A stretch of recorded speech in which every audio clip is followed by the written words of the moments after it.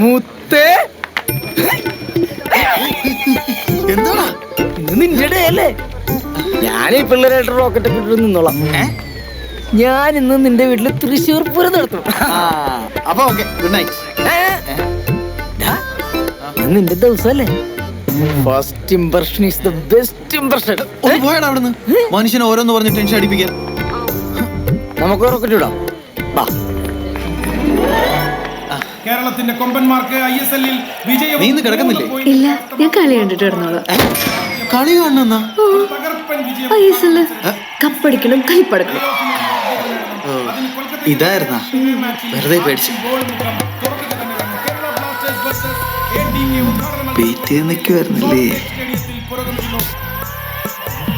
ഈ ജനലടക്കട്ടെ.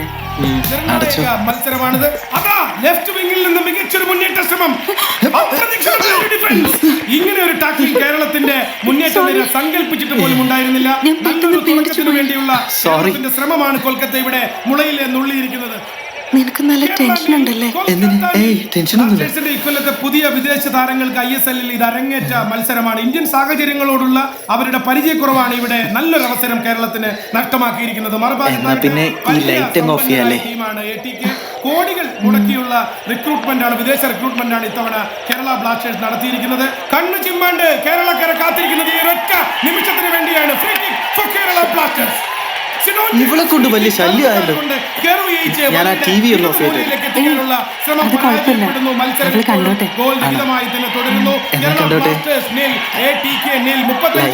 ഒന്നുകൂടെ ഓഫ് ചെയ്യാം. ഈ മത്സരം മുന്നേറുകയാണ്.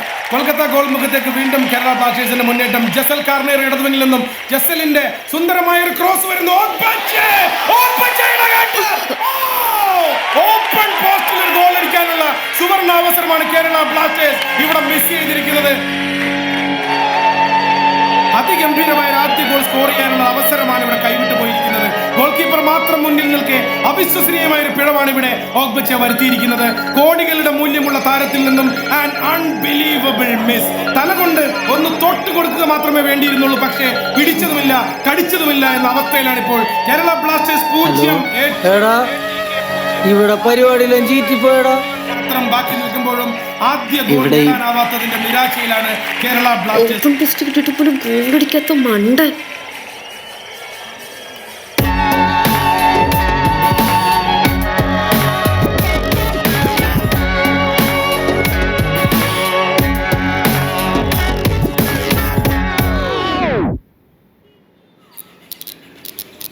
എന്നാലും നിനക്ക് ഇങ്ങനെ ലിംഗ്വിസ്റ്റിക് പ്രോബ്ലം ഉള്ള കാര്യം നീ എന്നോട് പറഞ്ഞിട്ടില്ലല്ലോ. ഞാൻ തന്നെ ഇന്നലെ അല്ലേ അറിഞ്ഞത്. നീ ഇത് സയന്റിഫിക് ആയിട്ട് ടെസ്റ്റ് ചെയ്ത് നോക്കിയിട്ടുണ്ടോ? ടെസ്റ്റാ? എങ്ങനെ? അതിനൊഴിയുണ്ട്. എവിടെ പോയി?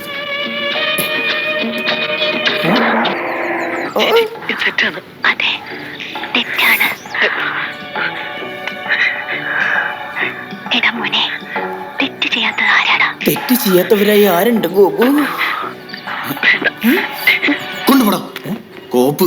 ഇന്ന് ഈ പ്രശ്നം തീർന്നില്ലെങ്കിൽ അവളെ മുമ്പിൽ തല പൊക്കി നടക്കാൻ പറ്റൂല. തല പൊക്കാത്തതല്ലല്ലോ ഇപ്പോഴത്തെ പ്രശ്നം. നീ ടെൻഷൻ അടിക്കണ്ട, അതിനൊക്കെ വഴിയുണ്ട്. എന്ത് വഴി? വയാഗ്ര.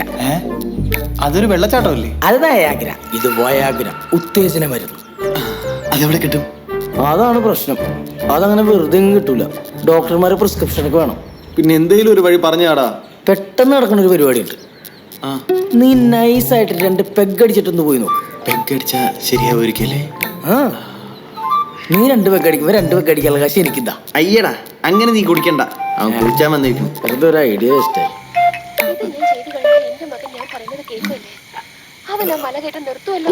പിന്നല്ലാതെ നീ ശിവനെ പറ്റി എന്താ വിചാരിച്ചേ? നിന്റെ മനസ്സ് ശിവനിൽ അർപ്പിച്ച് ആ ശിവനെ തണുപ്പിക്ക്. എന്റെ മകൻ ചിലപ്പോ നേർവഴിക്ക് വന്നേക്കാം. അമ്മേ, എന്താ ചെറുപ്പാണെന്ന വിചാരം? എപ്പോഴും ഇങ്ങനെ കയറി ഇറങ്ങാൻ വയ്യാണ്ടാവില്ലേ? അമ്മേ, ഞാൻ പറയുന്ന ഒന്ന് കേക്ക്. നീ എപ്പോഴെങ്കിലും എന്റെ വാക്ക് കേട്ടിട്ടുണ്ടോ? അച്ഛാ, എന്തെങ്കിലും ഒന്ന് പറഞ്ഞു കൊടുക്ക്. ഗംഗാ,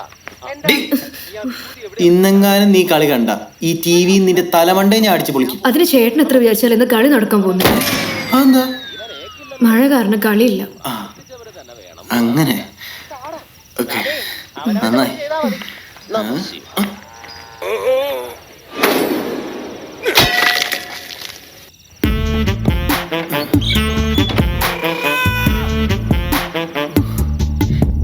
ഇന്നലത്തെ ക്ഷീണം മുഴുവൻ ഞാനിന്ന് തീർക്കും.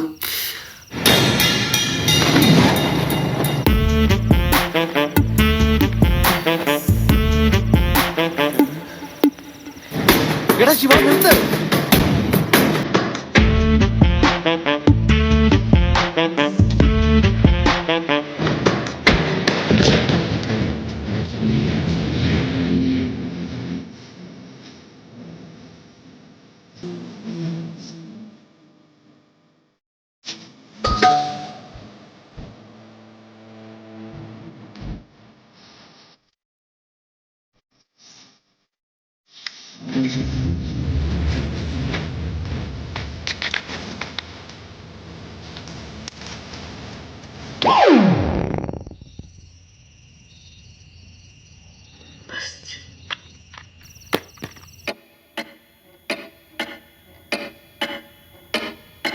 കണ്ണീർ കായലിലേതോ കടലാസിന്റെ തോണി അലയും കാറ്റിലുലയും കണ്ട് കരയും ദൂരെ ദൂരെ പറഞ്ഞ പോലെ മനസ്സിലെ ഭാരം വെള്ളം തീർന്നില്ല. പങ്കുവെക്കുവാനും കൂടെയില്ലൊരാളും.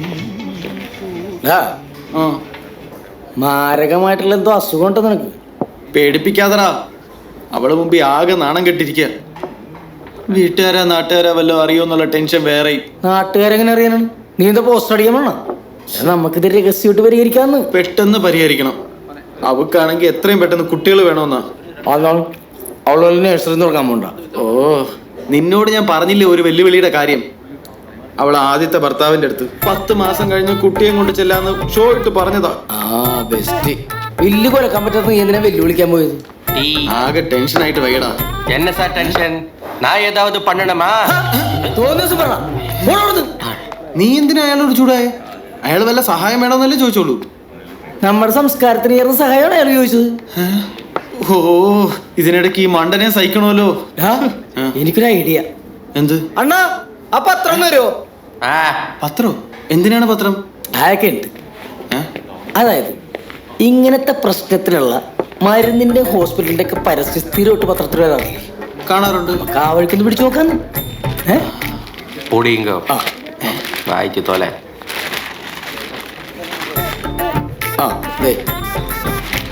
ചത്ത പാമ്പിനെ പോലും എഴുന്നേൽപ്പിച്ച് നിർത്തി ഡാൻസ് കളിപ്പിക്കുന്ന മഹാൻ.